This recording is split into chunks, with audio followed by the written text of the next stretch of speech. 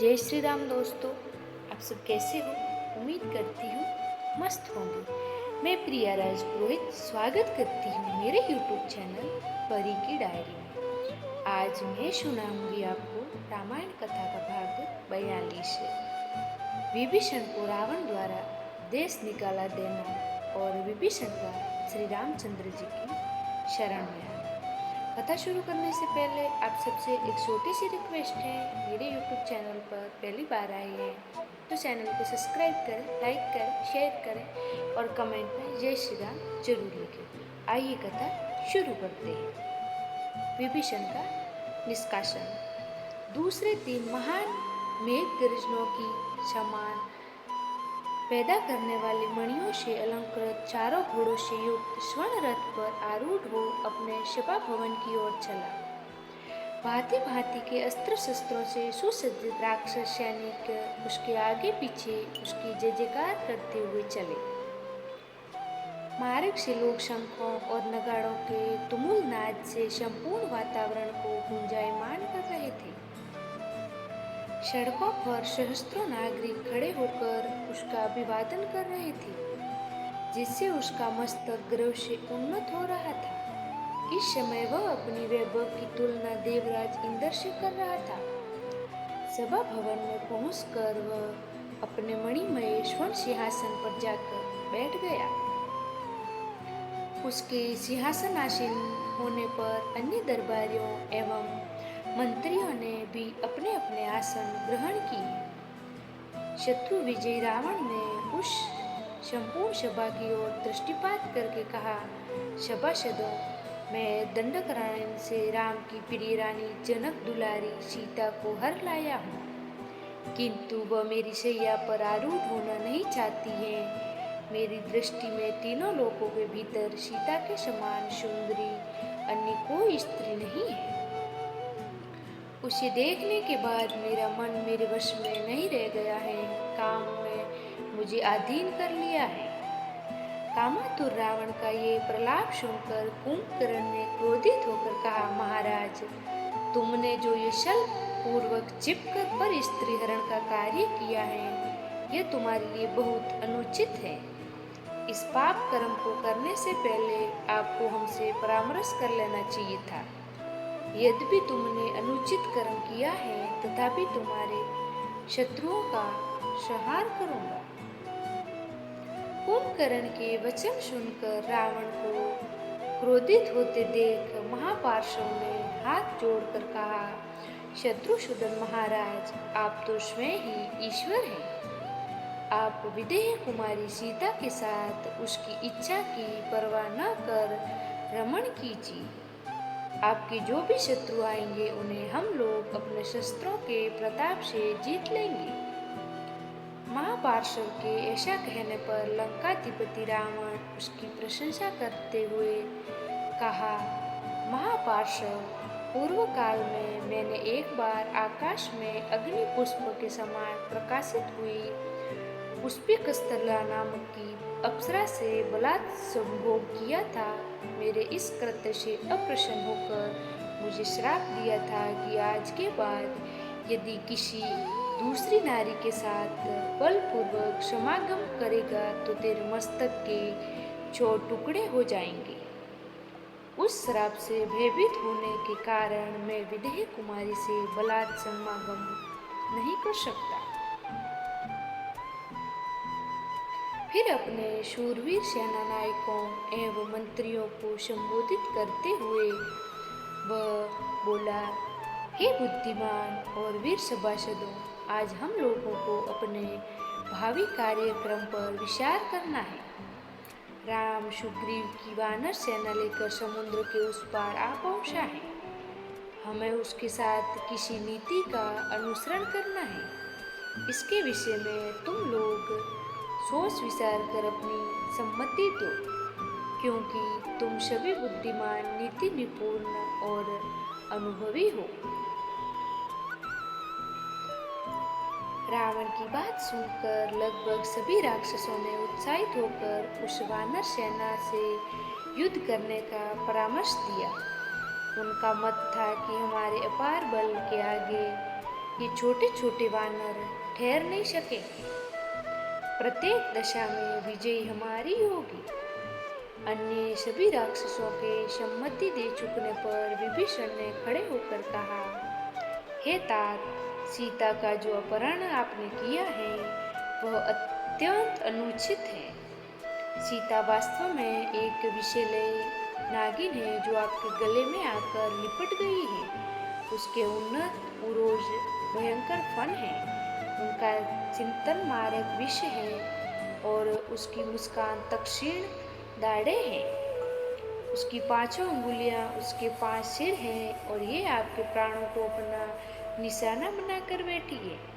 इसीलिए मैं आपसे कहता हूँ कि यदि आपने इस नागिन से छुटकारा नहीं पाया तो राम के बाण राक्षसों के सिर काटने में तनिक भी संकोच नहीं करेंगे।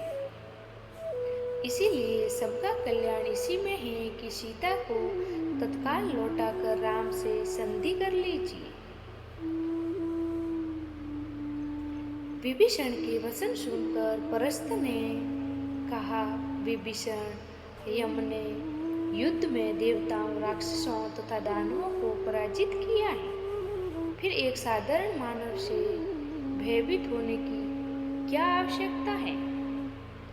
प्रहस्त का प्रश्न सुनकर विभीषण ने उत्तर दिया, हे मंत्रीवर, राम कोई साधारण मानव नहीं है। उनका वध करना वैसा ही असंभव है जैसा बिना नौका के सागर को पार करना। मैं उनकी शक्ति को जानता हूँ, हमारी संपूर्ण दानवीय शक्ति भी उनके सम्मुख नहीं ठहर सकेगी। राक्षस ही ऐसा क्या, देव, गंधर्व और किन्नर भी उनसे नहीं जीत सकते। फिर विभीषण ने कहा, रावण को संबोधित करते हुए, हे राक्षस राज, आप काम के वशीभूत होकर अनुचित कार्य करने जा रहे हैं और ये मंत्रीगण केवल चाटुकारिता में आपकी हाँ में हाँ मिला रहे हैं। ये आपके हित की सच्ची बात नहीं कर रहे हैं। मैं फिर आपसे कहता हूँ कि सीता को लौटाकर राम से संधि कर लेने में ही आपका, लंका और संपूर्ण राक्षस समुदाय का कल्याण है। विभीषण की बातों से छिड़कर मेघनाद बोला, चाचा जी, आप सदा कायरों की भांति निरुत्साहित करने वाली बातें ही किया करते हैं। आपने अपनी कायरता से कुरलेश वंश को कलंकित किया है।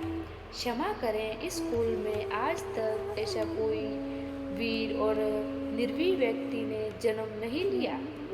मेघनाद के मुख से ये अपमानजनक शब्द सुनकर भी विभीषण ने अपने ऊपर संयम रखते हुए कहा, मेघनाद, तुम अभी बालक हो, तुम में दूरदर्शिता का अभाव कहाँ है?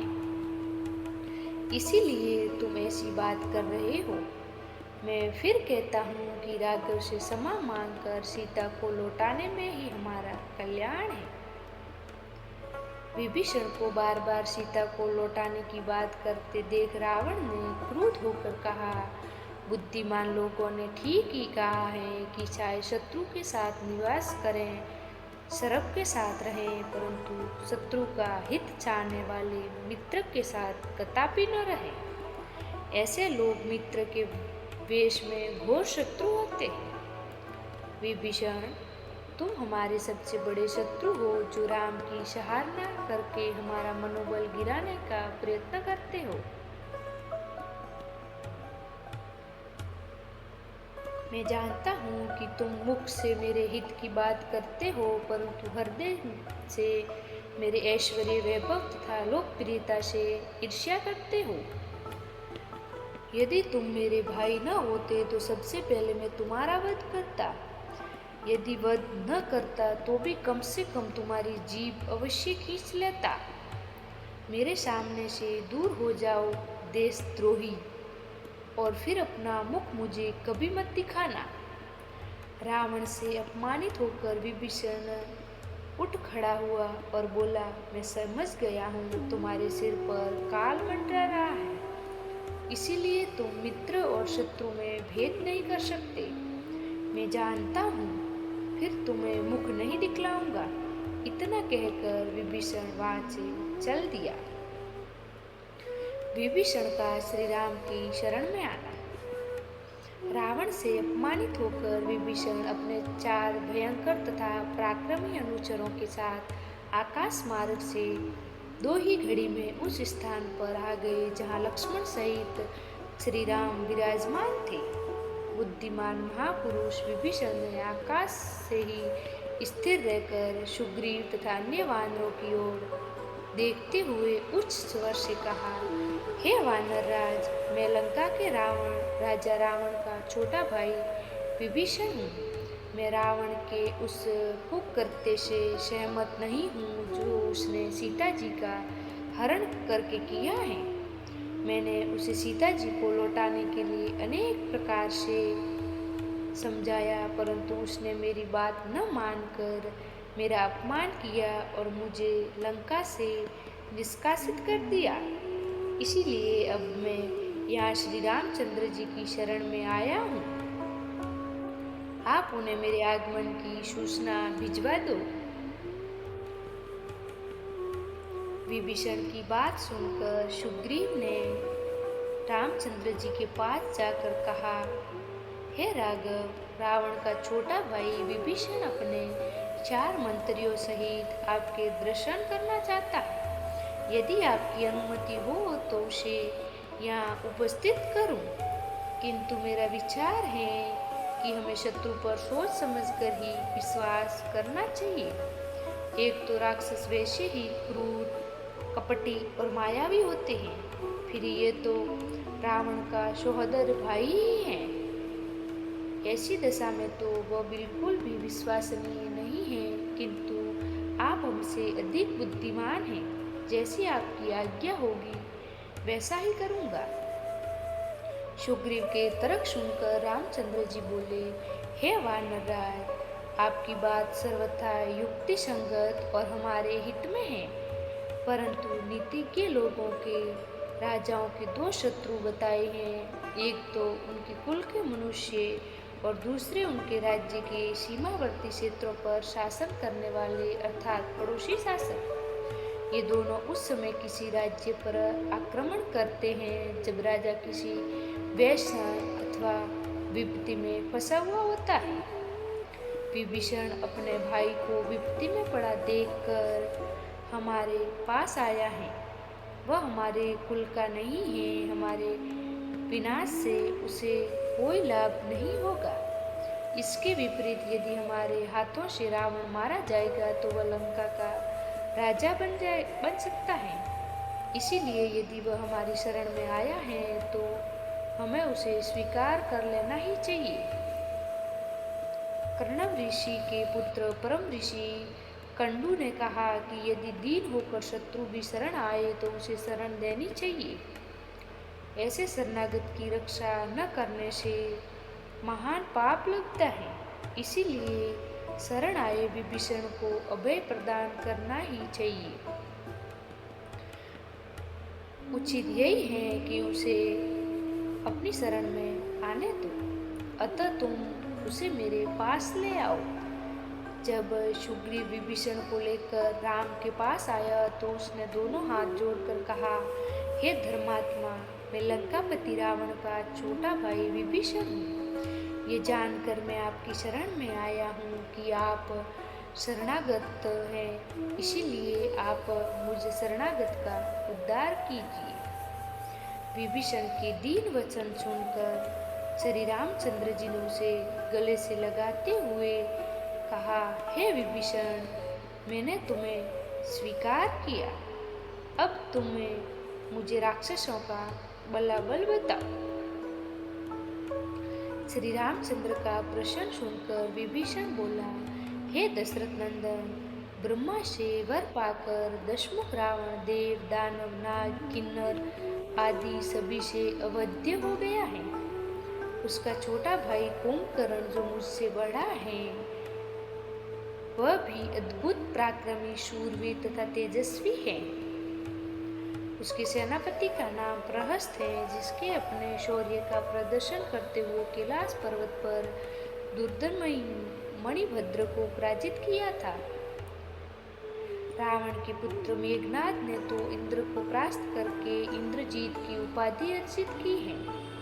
मेघनाद का भाई महापार्श्व भी अंकपन नामक पराक्रमी राक्षस को मारकर संसार भर में विख्यात हो चुका है। रावण के सेनापति तथा सेना नायक युद्ध कौशल में एक दूसरे से बढ़कर हैं। विभीषण के मुख से लंका के वीरों की शौर्य गाथा सुनकर श्री रामचंद्र जी बोले, हे विभीषण, इन समस्त बातों को मैं जानता हूँ। इतना सब कहते हुए भी मैं आज तुम्हारे सम्मुख प्रतिज्ञा करता हूँ कि मैं रावण का उसके पुत्रों, मंत्रियों एवं योद्धाओं सहित वध करके तुम्हें लंका का राजा बनाऊंगा। अतः वह कहीं जाकर किसी भी की शरण लेकर मेरे हाथों से नहीं बचेगा। ये मेरी अटल प्रतिज्ञा है। श्री रामचंद्र जी की प्रतिज्ञा सुनकर विभीषण ने उसके शरण स्पर्श करके कहा, हे राघव, मैं भी आपके शरणों की शपथ लेकर प्रतिज्ञा करता हूँ कि मैं रावण को उसके वीर योद्धाओं सहित मारने में आपकी पूरी सहायता करूँगा। विभीषण की प्रतिज्ञा सुनकर रामचंद्र जी ने लक्ष्मण से समुद्र का जल मंगवाया और उससे विभीषण का अभिषेक करके संपूर्ण सेना में घोषणा करा दी कि आज से महात्मा विभीषण लंका के राजा हुए। आई होप कथा सुनने में आपको अच्छी लगी होगी। कथा अच्छी लगी हो तो मेरे यूट्यूब चैनल परी डायरी को सब्सक्राइब करें, लाइक करें, शेयर करें और कमेंट में जय श्री राम जरूर लिखें। आगे का पार्ट देखने के लिए जुड़े रहें। तब तक धन्यवाद।